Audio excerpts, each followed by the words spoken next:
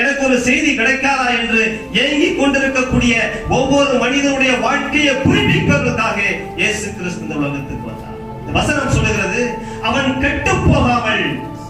குடிக்கிறவன் குடியிலிருந்து கெட்டு போகணுமா? விபச்சாரக்காரர் விபச்சாரத்திலிருந்து கெட்டு போகணுமா? ஒரு பாவி தன் பாவத்தினாலேயே கெட்டு போகணுமா? ஒரு முடவன் கால் முடவன் தன்னோட கால் நடக்க முடியாத இருக்கக்கூடிய மாற்றுத்திறனாளி அவன் வாழ்க்கை முழுவதுமாக முடவனாக இருந்து மரித்து போகணுமா? கண்ணு தெரியாத ஒரு மனிதன் கண்ணு தெரியாமலே செத்து போக வேண்டுமா?